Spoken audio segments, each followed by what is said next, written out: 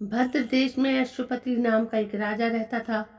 उनकी कोई संतान नहीं थी। संतान पाने के लिए राजा प्रतिदिन मंत्रों के उच्चारण के साथ 1 लाख आहुतियां देता था। ये सिलसिला 18 वर्षों तक जारी रहा। एक दिन उसके इस यज्ञ और तप से प्रसन्न होकर सावित्री देवी प्रकट हुई और उन्हें संतान के रूप में एक रूपवान, गुणवान और तेजस्वी कन्या होने का वरदान दिया। सावित्री देवी के वरदान से राजा को पुत्री हुई, जिस वजह से उन्होंने अपनी बेटी का नाम भी सावित्री रखा। सावित्री बड़ी ही रूपवान थी। महल के आंगन में खेलते खेलते कब वो बड़ी हो गई, राजा को इसका पता ही नहीं चला। सावित्री की शादी की उम्र होने पर राजा को बहुत चिंता सताने लगी। राजा को अपनी रूपवान कन्या के लिए कोई योग्य वर नहीं मिल रहा था। इस वजह से उन्होंने अपनी पुत्री से खुद अपने लिए वर तलाशने के लिए कहा। अपने पिता की बात सुनकर सावित्री ने खुद ही अपने लिए वर ढूंढना शुरू कर दिया। एक दिन सावित्री तपोवन में जा पहुंची। वहां उसने सत्यवान नाम के सुंदर युवक को देखा। सत्यवान एक राजकुमार था जो साल्व देश के राजा द्युमत्सेन का इकलौता पुत्र था।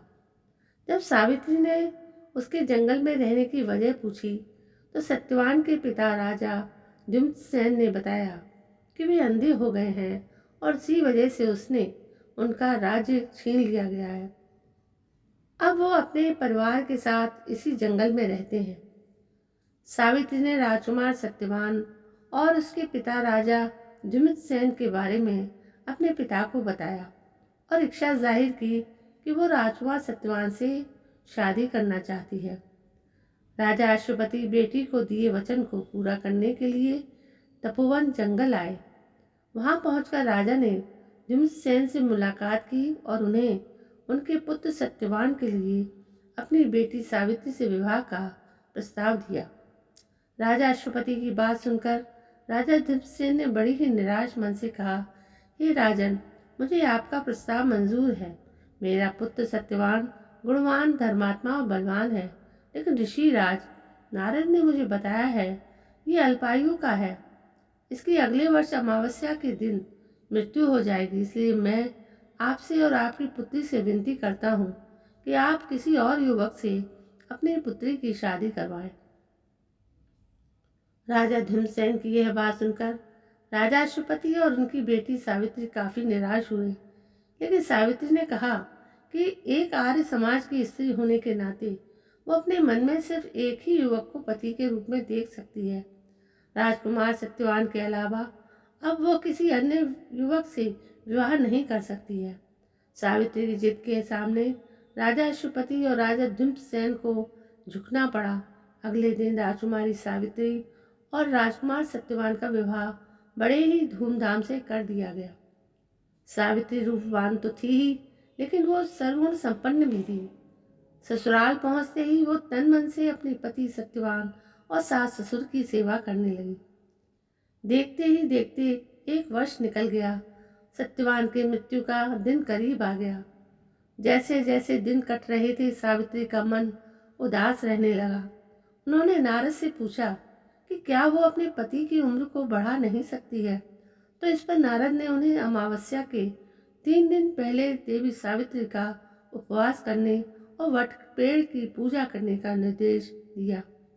नारद के बताए अनुसार सावित्री ने सत्यवान की मृत्यु वाले दिन यानी अमावस्या से 3 दिन पहले देवी सावित्री के नाम का उपवास किया और वट के पेड़ की पूजा की। साथ ही अपने पितरों का पूजन भी किया। देखते देखते ये 3 दिन भी निकल गए और अमावस्या यानी सत्यवान की मृत्यु का दिन आ गया। हर रोज की तरह अमावस्या के दिन भी सत्यवान जंगल में लकड़ी काटने गया और सावित्री भी उसके साथ गई। लकड़ी काटते समय सत्यवान ने सावित्री को बताया कि अचानक उसके सिर में तेज दर्द हो रहा है। सत्यवान की यह बात सुनते ही सावित्री समझ गई यही उसके पति के जीवन की आखिरी पल है। वो जमीन पर एक वट के पेड़ के नीचे बैठ गई और सत्यवान का सिर अपने गोद में रखकर सहलाने लगी। अगले कुछ ही क्षण में सावित्री के सामने यमराज खड़े थे और वे सत्यवान के प्राण को अपने साथ लेकर जाने लगे।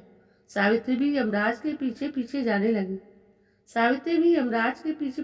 लगी। यमराज ने पहले तो सावित्री को बहुत मनाया कि वो जो भी कर रहे हैं वो पहले ही लिख गया है, वो बस अपना कर्म कर रहे हैं। लेकिन सावित्री ने यमराज की बात नहीं सुनी और वो उनके पीछे पीछे चलती रही।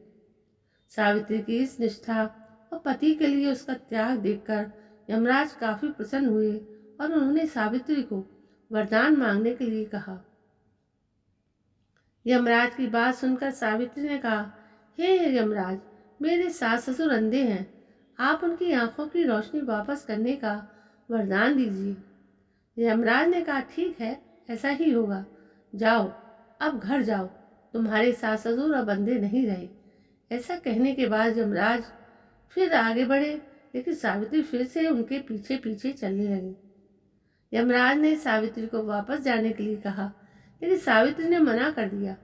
उसने यमराज से कहा, वो बस अपने कर्तव्य और पत्नी व्रत का पालन कर रही है, इसलिए जहाँ जहाँ उसके पति जाएंगे वो उनके पीछे पीछे चलेगी। सावित्री की इस बात को सुनकर यमराज फिर से काफी प्रभावित हुए। उन्होंने सावित्री को एक और वरदान मांगने के लिए कहा। सावित्री ने कहा, मेरे ससुर द्विजसेन साल्व देश के राजा थे, लेकिन किसी ने उनसे उनका राज्य छीन लिया है। कृपया करके आप उन्हें उनका राज्य वापस मिलने में का वरदान दें।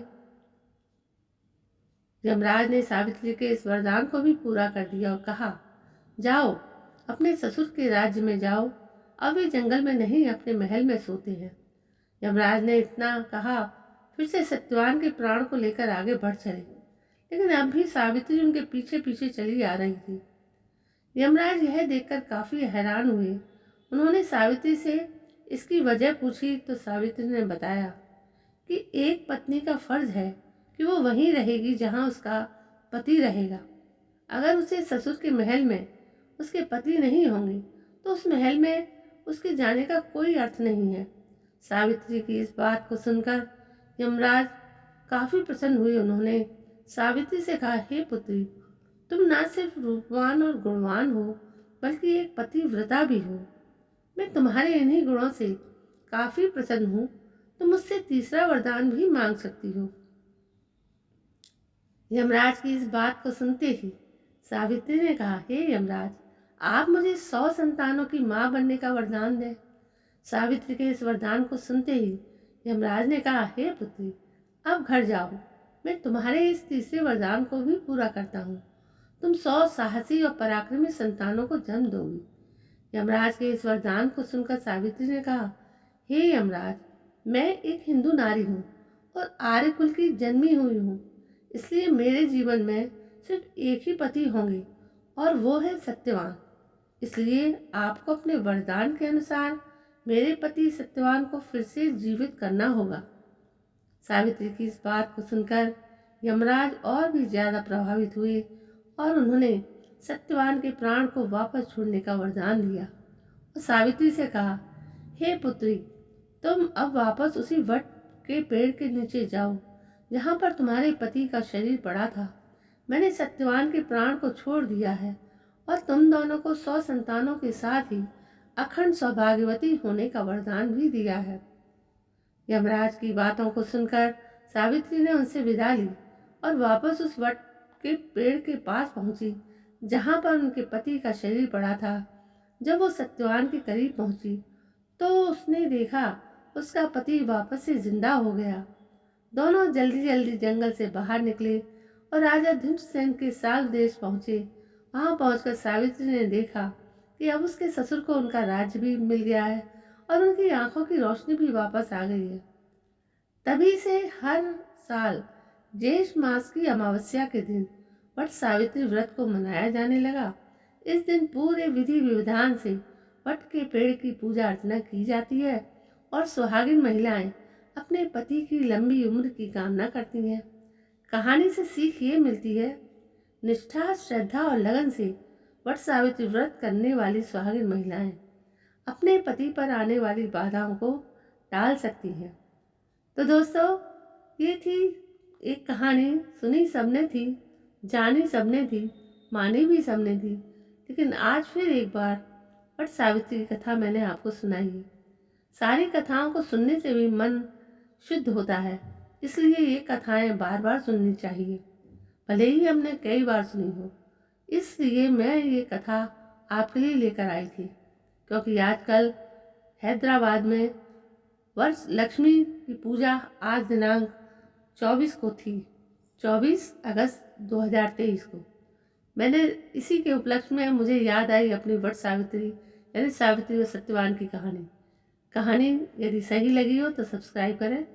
कल मैं फिर हाजिर होती हूँ, तब तक के लिए जय हिंद, वंदे मातरम।